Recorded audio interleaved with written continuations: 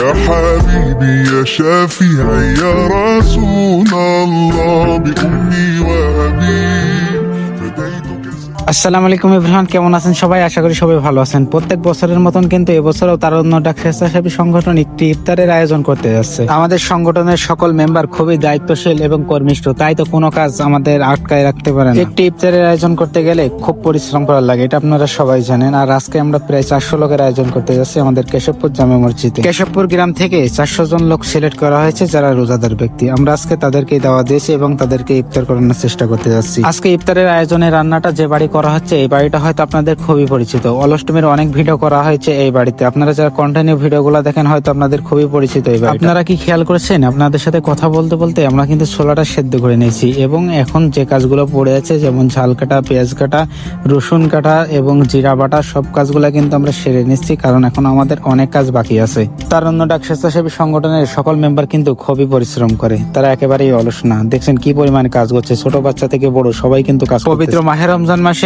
প্রায় শেষের দিকে, রহমতে 10 দিন তো চলে গেছে, মাগফিরাতে 10 দিন তো চলে গেছে, আর এই লাস্ট নাজাতে 10 দিন। আর এই শেষের দিকে তারুণ্য ডাক স্বেচ্ছাসেবী সংগঠন আয়োজন করতে যাচ্ছে বিশাল এক ইফতারের।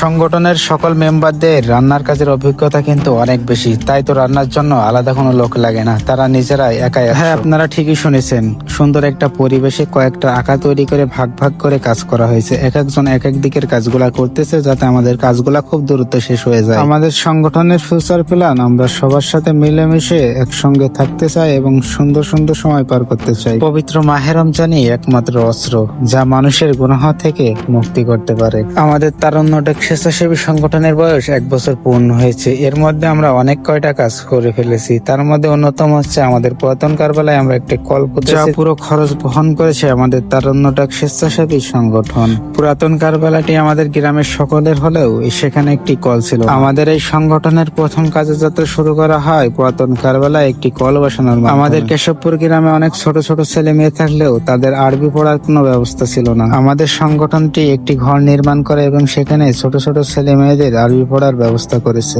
সেই ঘরে আমাদের কেশবপুর গ্রামের ছোট ছোট বাচ্চারা প্রতিদিন প্রায় 70 থেকে 80 জন বাচ্চা আরবি পড়তেছে। এমন আরো অনেক ভালো কাজ করার ইচ্ছা আছে আমাদের সংগঠনের। তো সবাই আমাদের জন্য দোয়া করবেন। আপনাদের সাথে সংগঠনের কথাগুলো বলতে বলতে দেখেন বিকাল হয়ে গেল। এখন আমরা ইফতারের বাকি কাজগুলো সারছিলাম মসজিদের উপর। ইফতারের সকল কিছু কাটকুট এবং প্যাকেটিং এর কাজগুলো সবাই মিলে সারছিলাম, যাতে আমাদের কষ্টটা কম হয় এবং আনন্দের সাথে কাজগুলো শেষ করতে পারি। আজকে আমরা কিন্তু ইফতারের কাজগুলো পরিপূর্ণভাবে সম্পন্ন করেছি। আপনারা আমাদের জন্য দোয়া করবেন, আগামী বছর এই দিন আসা পর্যন্ত যেন আমরা আরো অনেক ভালো কাজ করতে পারি। আসসালামু আলাইকুম।